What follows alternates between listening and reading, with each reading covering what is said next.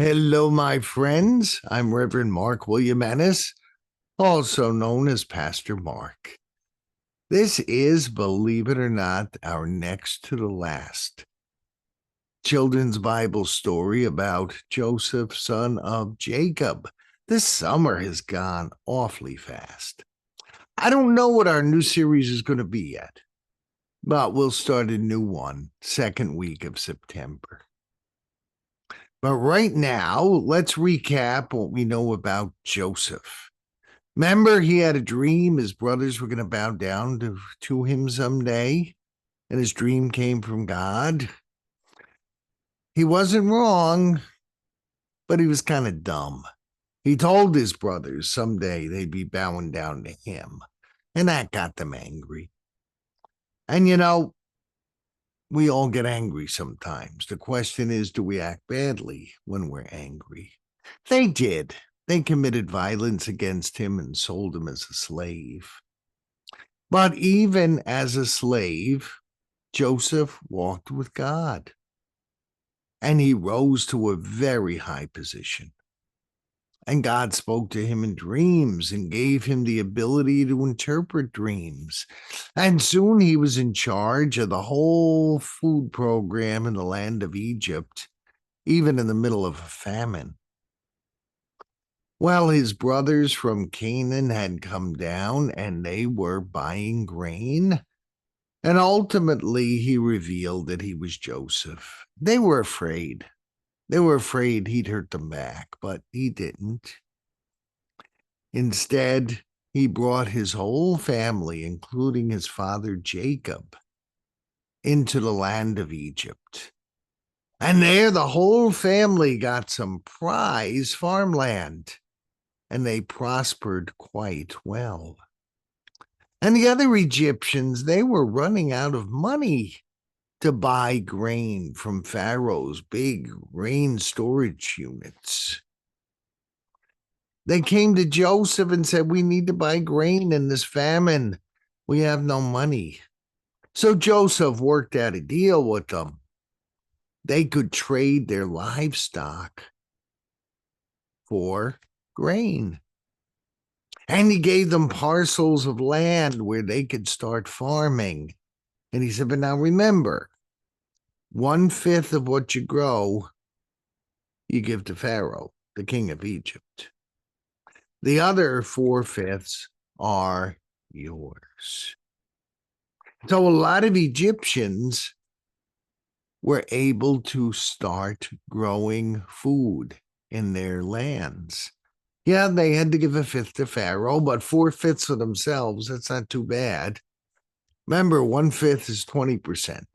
They got to keep 80%. So they put up a statue for Joseph saying, wow, this guy saved us. And his whole family, even the ones who were bad to him, they got set up and they were doing pretty well. And they put a statue of Joseph up saying, wow, this is the guy who saved our lives.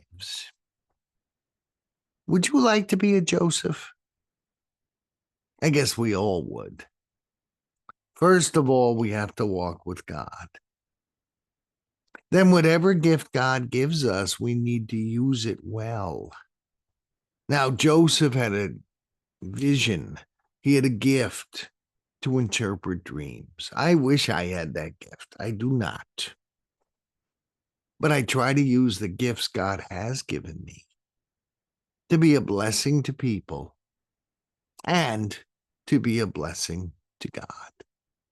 I hope that you discover a way to use whatever gifts you have. Maybe it's athleticism. Maybe it's a gift of being a wonderful friend. Maybe it's a gift of scholarship. Maybe you've got just an inquisitive mind. Maybe you're a great musician. Whatever gift you have, use it. Use it to bless others. Use it to honor God. And be creative. See, if Joseph wasn't creative, he wouldn't have come up with this idea to get so many people owning their own farms. If we stop being creative, we can't problem solve. Whatever problems we face in life, be creative. Never give up in despair. Can you imagine if Joseph had given up in despair when he was in prison? Can you imagine what would have happened to the land of Egypt if Joseph had just given up, said, "Oh, there's nothing I can do for you folks," instead of saying, there's got to be a way through this. And Joseph could have had revenge against his brothers. Instead, he showed them kindness. He showed them mercy. Do you want to be a Joseph? Walk with God.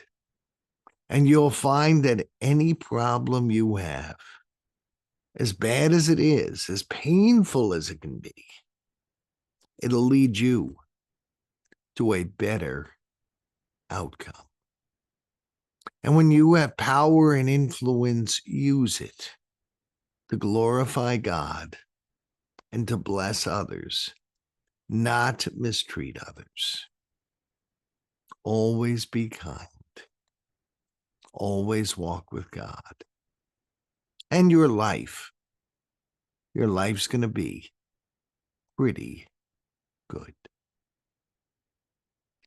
So that's our lesson today. Joseph's family resettles in a new land. Don't be afraid to move when you have to. I'm in the middle of moving. I'm starting a new position as a hospice chaplain.